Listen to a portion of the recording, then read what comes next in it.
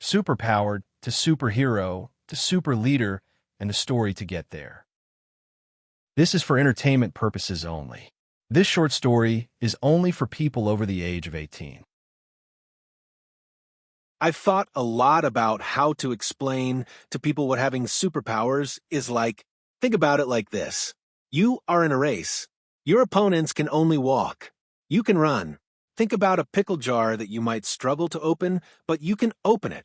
No one else can even lift the pickle jar. Think about people who can only add and subtract single-digit numbers, while you can do multiplication and division into the millions place. That is what I think when I try to make people understand what it means to have superpowers. For me, I've been able to control people's minds with my own since I was in my late teens. It was so easy for me to take what I wanted to have the person do or think and project it into their mind.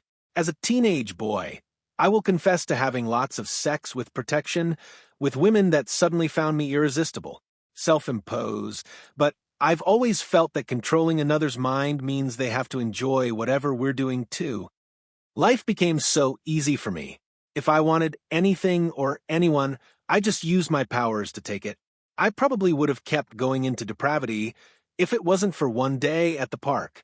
There I was sitting on a bench with a woman doing things between my legs with her hands as she sat next to me, completely blank and still in her business attire, when two very attractive Korean joggers started coming at me. With a thought, the businesswoman went away, not remembering a thing, and the two female joggers suddenly wanted me more than anything else in their lives. I think it was because their middles were exposed, and I have a thing for women's abs. That's pathetic.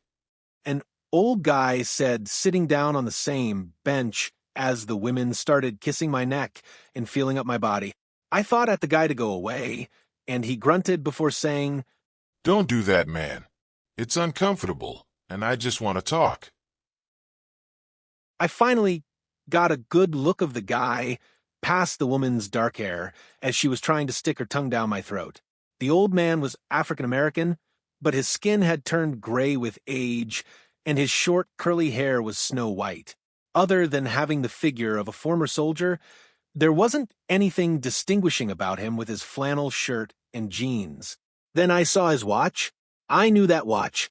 Everyone knew that watch. It was a high heroics watch for signaling and communications and other things that got me to send the women on their way with no memory of what they'd been just doing to me. Who are you? I asked quickly. Back in the day, I was brain thought. The man said and then sighed. Now I'm just Flint Thompson.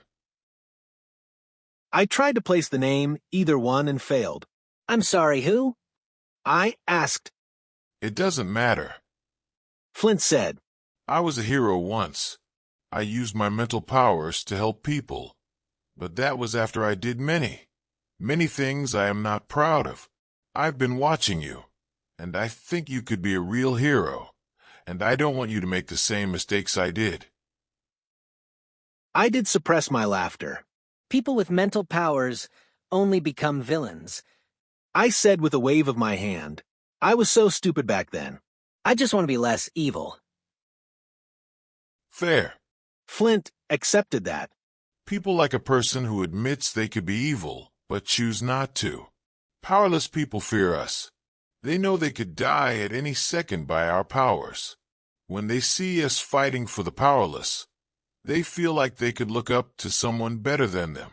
The question is, are you better than powerless people, or are you going to go on doing hedonistic activities until you die? What's the benefit? I asked. Flint was quiet for a while, and I saw a distant look in his eyes. There was a horrible bank robbery one time. He started a story. A guy could shoot deadly darts from his fingers, and endless supply, that were sharp enough to go through anything. The cops couldn't get close, because this madman would shoot darts that cut right through the bulletproof vests. By the time I got there, 3 cops were dead, and at least 3 people in the bank were dead. I need to get close to use my powers. I looked so stupid in my green costume. I calmly walked up to the bank's doors, and that madman held his finger to a child's head. He told me to stop, or the child gets it. I wasn't alone.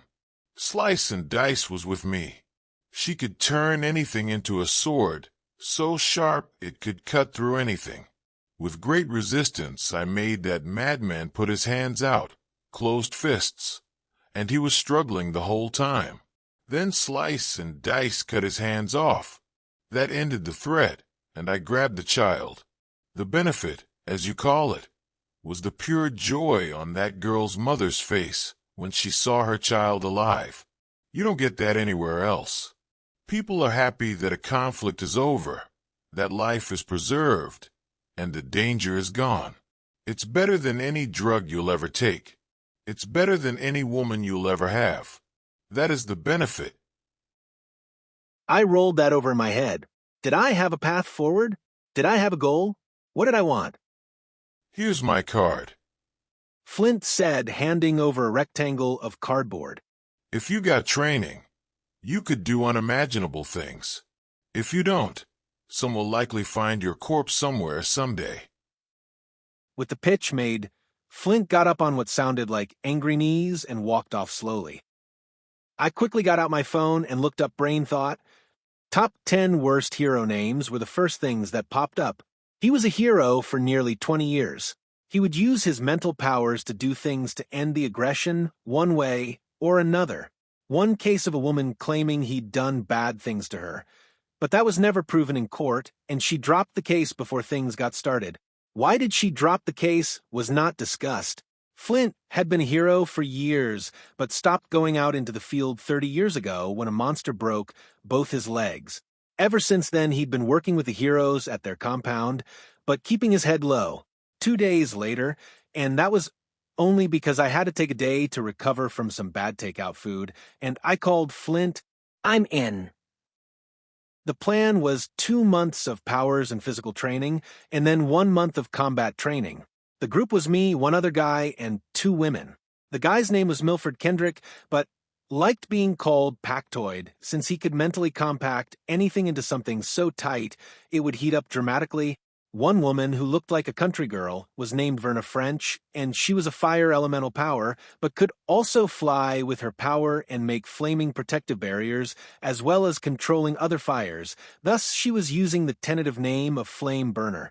I liked the last woman named Adele Grayson, but used the hero's name Indestructiblia since she was indestructible and could land a punch that could take down a mountain. Adele was African American, with hair that was naturally white, fantastic muscle tone, great breasts, and she showed off her abs proudly. I like women with abs. As for me, I couldn't decide on a name. When I got there, they showed me a hero name generator that let me pick what names had not been taken yet. The only name that stood out to me was Mindsham. I took it and figured that someone would workshop a better name later. Newsflash, they didn't. Nothing is easy about training. It's not supposed to be. You get pushed to your limits until your limits change, and you keep getting pushed. If you can handle training, then real life is easy. Your muscles ache. Your mind is muddy. You want to collapse onto your bunk and not move until morning, but if you don't eat something, it will be harder tomorrow. 2 months of torture, so you know how to keep yourself and others alive. I'm pretty sure Verna was going to drop out after falling hard one day, but she was back in a little bit with a back brace ready to go again. Adele had a weakness, and it was she needed to breathe, and this was found out when we all got sprayed with military-grade pepper spray, just so we knew what we were dealing with. Milford turned out to be an angry man and nearly killed one of the soldiers that was making us push our bodies. I had to stop Milford after nearly crushing the guy's head with his powers. None of us washed out, and that surprised everyone. Combat training was just as hard, but with more bruises. Half the day was training with no powers, and the other half of the day was training with powers. Adele was amazing, and I had a hard time taking my eyes off her as she learned how to knife fight. Verna was fantastic with just about any firearm.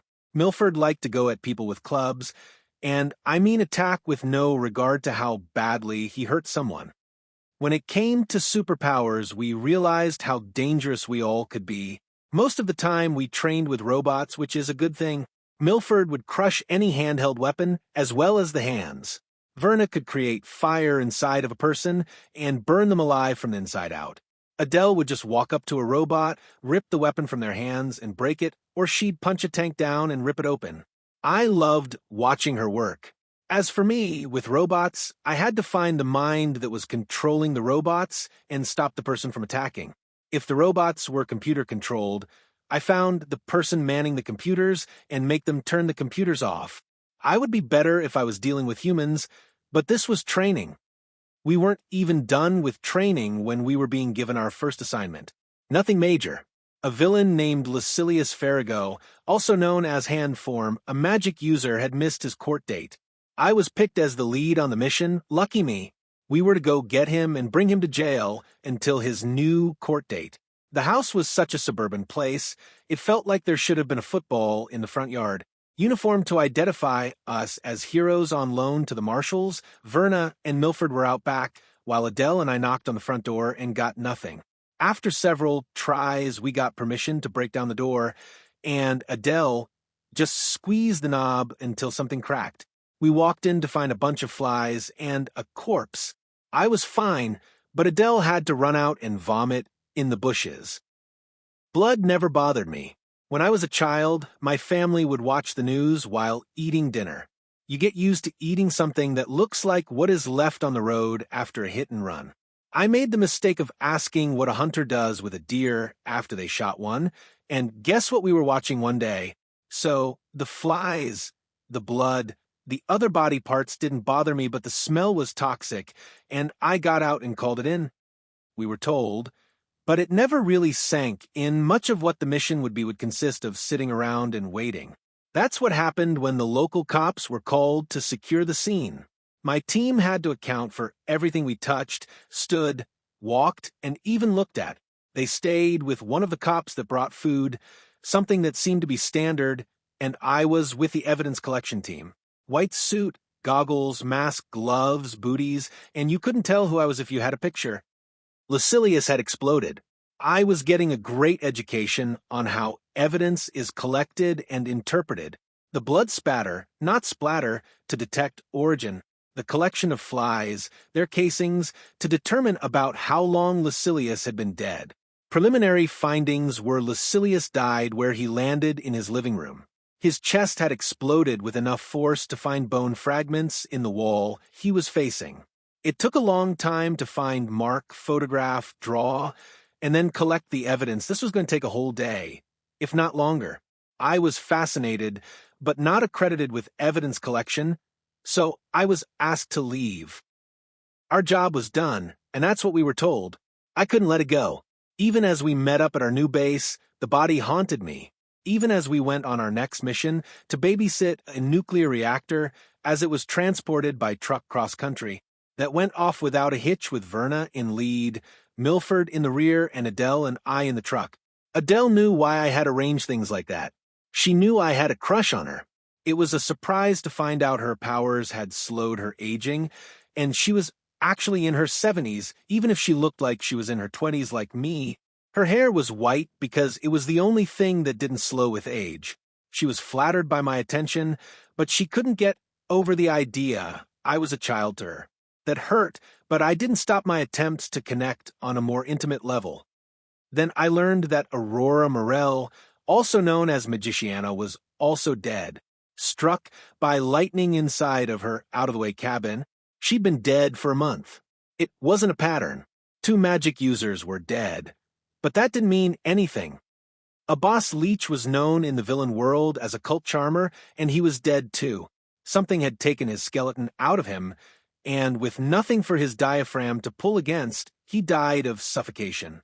It was pretty bad to see a pile of human, and next to it a nearly pristine pile of bones that had not yet turned white. A boss had been dead for about 3 months. Now, there was a pattern. I asked to learn forensic science. There was pushback. For some reason, most people believe that superpowered heroes should only punch things really hard. No one was giving us the benefit of doubt that we can do other things. I used my powers to convince those with authority to let me learn how to treat and read a crime scene. Lots of reading.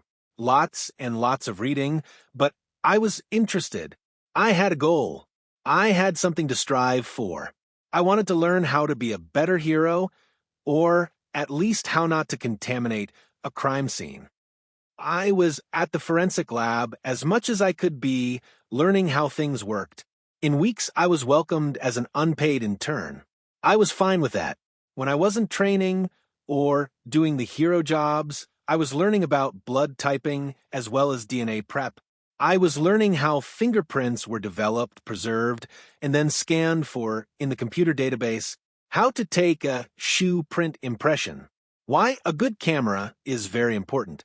It isn't just collecting evidence, but all the paperwork that went into making sure the evidence couldn't be questioned when going to court. It came as a shock to me when I found out my team was sent on a mission without me. I was a little hurt when I found out they were to escort food stocks through a battlefield to refugees on the other side of the world. Adele was in the lead, and she needed to know my password to get on our field report program. She did this while flying over the Atlantic Ocean. I wanted to fly over the ocean. I keep thinking about how that was the last time I talked with Adele. I was learning how to scrape under fingernails of a body when I was tapped on the shoulder and asked to come out into the hall. The mood was bad, and I picked up on it. There had been an attack on the convoy of food that my team had been watching. The reports were fresh and details were few, but a missile attack was launched at the convoy. Milford crushed what he could. Verna burned out what she could. Adele was literally pushing the entire convoy from the back to get them to go faster. Then one missile was unlike the others. It either exploded or Milford crushed it, but inside wasn't explosives, but nerve toxin. Illegal by every country in the world, this toxin was deadly in seconds. I try not to think about what happened to Adele and everyone else. The food was worse than utterly useless, as it was contaminated with the nerve toxin. The missile was just an act to kill as many as possible. I wanted revenge. I wanted to go over there, make them sit on the rockets and launch them into their own asses. I wanted to make them shoot their own feet and work upwards. Hate and anger consumed me. Death wouldn't be good enough for the people who did this. I would make them suffer. I would make agonizing pain constant in their long, long life ahead of them. They would pay. Two things happened at the same time. One, other heroes took down the missile launchers and found the people who killed my team. These people were to be tried for war crimes and likely killed if found guilty. The second thing that happened was that Lilith Christensen, also known as the paroled villain Sorceressia, was dead. A fourth magic user was dead, and I was asked to help process the crime scene. The honor of getting invited to do such an important job subdued my blood, lust for revenge enough for me to focus. The apartment was one of many in the building, and that's why people heard the screams and the fire alarms going off. A large scorch mark in the middle of a large kitchen was all that was left of Lilith, except for her hand that had been outside the black ring. I watched them fingerprint the hand before it was transported away. I was to help search the living room. Glasses on the table indicated Lilith had a guest, and given the condensation on the glasses, it wasn't too long ago. I was the one that found the out-of-place curly white hair in the fabric on the high-back chair where someone was sitting. It was collected as evidence. Security cameras showed someone no idea who had seen Lilith, but left just before the screaming started. After leaving the building, he wasn't spotted again. I heard all this while the evidence was being processed at the lab. Fingerprints only came up for Lilith. The second glass was too wet to hold even a partial print. There was one partial shoe impression on the plush carpet, but the detail was limited. It took a few days to get to the hair I had found. First was a visual check of the hair, and it was found there were multiple bands of discoloration in the white hair, indicating a mix of drugs and possible toxins in the approximate 5 months the hair had to grow.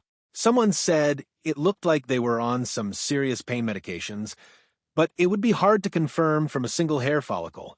Thankfully, there was a skin tag on the end because the hair had worked itself into the fabric of the chair and was pulled out of the person's head. A skin tag means DNA, and DNA means someone out there can be matched. There was a match to the hair's DNA. Flint Thompson. Brain thought. The man who had recruited me. I wasn't permitted to be on the team to take him in for questioning. I did get to find out he had accessed the files for Lucilius Farrago, Aurora Morell, Lilith Christensen, and a boss leech to get their addresses. Flint's cell phone pinged at the cell towers that put him at their addresses close to the time of their deaths. Lilith's cell phone records came back, and she had texted a friend saying Brain thought was in her apartment, wanting her to do the impossible. I was on the other side of the one-way mirror when Flint was interviewed while wearing a neural inhibitor to control his powers. He should have had an attorney present. Honestly, I think Flint just was done, and this was the final nail in his coffin. The impossible thing that Flint wanted was something no one can get, but everyone wants. His youth back. He was going to villains because he had money, but they had the power, and heroes were too righteous. The pitch was either the villains turn back his aging or put his mind in someone else's body. Whose body? Mine. Part of the reason why Flint had recruited me was so if he couldn't get magic to make him younger, then he would have the magic users swap our minds. The reason why Flint wanted this wasn't hard. Youth is wasted on the young. He had experience and wisdom and a body that was failing. Not a moment went by that his legs didn't hurt or his back, or every bone broken in his drive for justice as a hero. He just needed a new body to get back to being a hero, to live a life of glory and pride. One evil act to have a lifetime of good, and acumen on how to avoid problems. Flint also claimed I had more power than he ever had, and if he could get his mind into my body, he could save the world from itself. What happened to the 4 magic users? Flint had them kill themselves. They couldn't do what he wanted. Not that they wouldn't, but it was impossible, so Flint had no use for them and didn't want them to blab to the world about what he was trying to do. They were all villains. They had hurt or maimed so many people. The world would be better off without them. I haven't seen Flint since. Each person on my team had separate funerals. I went to every one of them. Adele's funeral only had 2 other people show up, middle-aged niece and nephew, that never really knew Adele well. Milford had a biker gang show up to pay respects, and were glad he was able to get out of their gang and do some good before passing. Verna was laid to rest with a huge, massive family around that then went to what seemed like a barbecue that seemed happier to celebrate those that were alive than mourning the passing of one of their own. I didn't take the offer of a few weeks off. There was work to be done. I might one day end up like Flint, in pain and regret getting old, but I will not regret doing what I can do before that happens.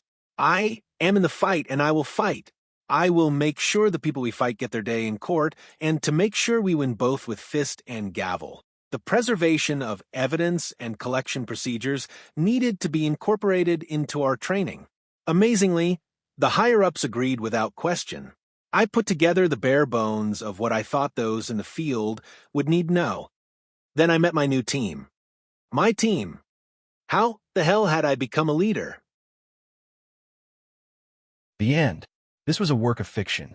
Any similarity between people, living or dead, is purely coincidence.